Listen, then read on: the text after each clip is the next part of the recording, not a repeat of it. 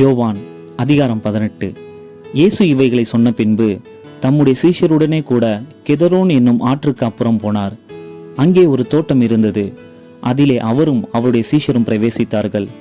இயேசு தம்முடைய சீஷருடனே கூட அடிக்கடி அங்கே போயிருந்தபடியினால் அவரை காட்டிக் கொடுக்கிற யூதாசும் அந்த இடத்தை அறிந்திருந்தான்.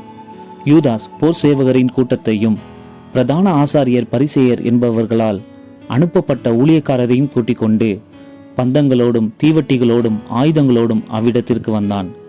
இயேசு தமக்கு நேரிடப் போகிற எல்லாவற்றையும் அறிந்து எதிர்கொண்டு போய் அவர்களை நோக்கி, யாரை தேடுகிறீர்கள் என்றார். அவருக்கு அவர்கள் பிரதியுத்தரமாக, நசரேனாகிய இயேசுவை தேடுகிறோம் என்றார்கள். அதற்கு இயேசு, நான் தான் என்றார். அவரை காட்டிக் கொடுத்த யூதாசும் அவர்களுடனே கூட நின்றான். நான் தான் என்று அவர் அவர்களிடத்தில் சொன்னவுடனே அவர்கள் பின்னிட்டு தரையிலே விழுந்தார்கள். அவர் மறுபடியும் அவர்களை நோக்கி, யாரை தேடுகிறீர்கள் என்று கேட்டார். அவர்கள் நசரேனாகிய இயேசுவை தேடுகிறோம் என்றார்கள். இயேசு பிரதியுத்தரமாக, நான் தான் என்று உங்களுக்கு சொன்னேனே, என்னை தேடுகிறது உண்டானால் இவர்களை போக விடுங்கள் என்றார். நீர் எனக்கு தந்தவர்களில் ஒருவனையும் நான் இழந்து போகவில்லை என்று அவர் சொல்லிய வசனம் நிறைவேறத்தக்கதாக இப்படி நடந்தது. அப்பொழுது சீமோன் பேதுரு தன்னிடத்தில் இருந்த பட்டயத்தை உருவி பிரதான ஆசாரியனுடைய வேலைக்காரனை வலது காதர வெட்டினான். அந்த வேலைக்காரனுக்கு மல்கூஸ் என்று பெயர். அப்பொழுது இயேசு பேதுருவை நோக்கி, உன் பட்டயத்தை உரையிலே போடு. பிதா எனக்கு கொடுத்த பாத்திரத்தில் நான் பானம் பண்ணாதிருப்பேனோ என்றார். அப்பொழுது போர் சேவகரும் 1000 போர் சேவகருக்கு தலைவனும் யூதருடைய ஊழியக்காரரும் இயேசுவை பிடித்து அவரை கட்டி முதலாவது அவரை அன்னா என்பவனிடத்திற்கு கொண்டு போனார்கள். அவன் அந்த வருஷத்து பிரதான ஆசாரியனாகிய காய்பாவுக்கு மாமனாயிருந்தான். ஜனங்களுக்காக ஒரே மனுஷன் சாகிறது நலமாயிருக்கும் என்று யூதருக்கு ஆலோசனை சொன்னவன் இந்த காய்பாவே. சீமோன் பேதுருவும் வேறொரு சீஷனும் இயேசுவுக்கு பின் சென்றார்கள். அந்த சீஷன் பிரதான ஆசாரியனுக்கு அறிமுகமானவனாயிருந்ததினால் இயேசுவுடனே கூட பிரதான ஆசாரியனுடைய அரண்மனைக்குள் பிரவேசித்தான். பேதுரு வாசல் அருகே வெளியே நின்றான். அப்பொழுது பிரதான ஆசாரியனுக்கு அறிமுகமானவனாயிருந்த மற்ற சீஷன் வெளியே வந்து வாசல் காக்கிறவர்களுடனே பேசி பேதுருவை உள்ளே அழைத்து கொண்டு போனான். அப்பொழுது வாசல் காக்கிற வேலைக்காரி பேதுருவை நோக்கி, நீயும் அந்த மனுஷனுடைய சீஷரில் ஒருவன் அல்லவா என்றாள். அவன், நான் அல்ல என்றான்.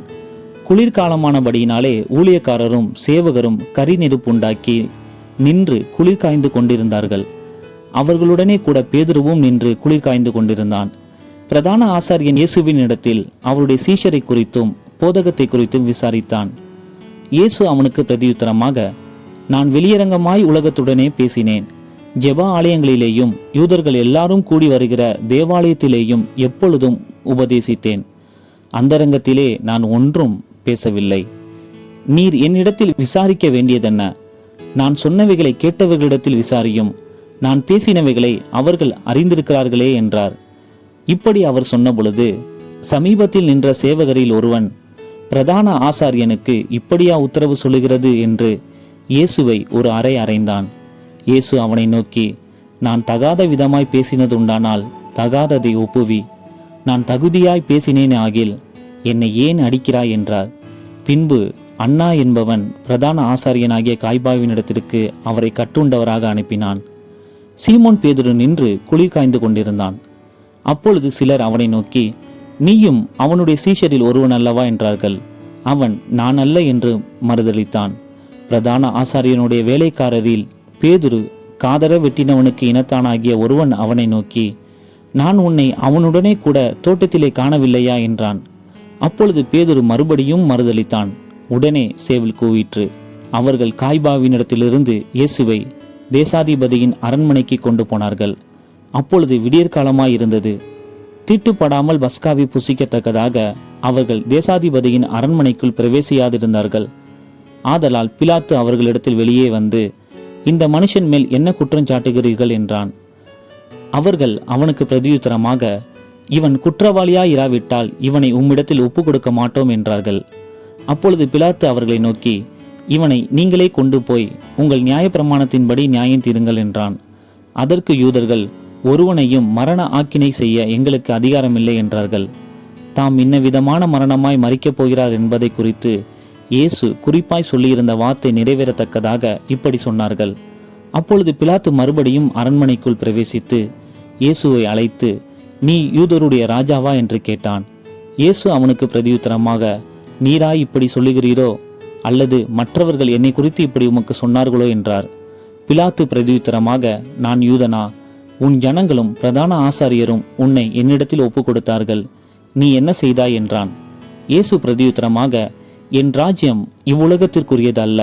என் ராஜ்யம் இவ்வுலகத்திற்குரியதானால் நான் யூதரிடத்தில் ஒப்பு கொடுக்கப்படாதபடிக்கு என் ஊழியக்காரர் போராடி இருப்பார்களே. இப்படி இருக்க என் ராஜ்யம் இவ்விடத்திற்குரியதல்ல என்றார். அப்பொழுது பிலாத்து அவரை நோக்கி, அப்படியானால் நீ ராஜாவோ என்றான். இயேசு பிரதியுத்தரமாக, நீர் சொல்லுகிறபடி நான் ராஜாதான். சத்தியத்தை குறித்து சாட்சி கொடுக்க நான் பிறந்தேன். இதற்காகவே இந்த உலகத்தில் வந்தேன். சத்தியவான் எவனும் என் சத்தம் கேட்கிறான் என்றார். அதற்கு பிலாத்து, சத்தியமாவது என்ன என்றான். மறுபடியும் அவன் யூதர்களிடத்தில் வெளியே வந்து, நான் அவனிடத்தில் ஒரு குற்றமும் காணேன். பஸ்கா பண்டிகையில் நான் உங்களுக்கு ஒருவனை விடுதலை பண்ணுகிற வழக்கம் உண்டே. ஆகையால் யூதருடைய ராஜாவை நான் உங்களுக்காக விடுதலை பண்ண உங்களுக்கு மனது உண்டா என்றான். அப்பொழுது அவர்கள் எல்லாரும், இவனை அல்ல, பரபாசை விடுதலை பண்ண வேண்டும் என்று மறுபடியும் சத்தமிட்டார்கள். அந்த பரபாஸ் என்பவன் கள்ளனாயிருந்தான்.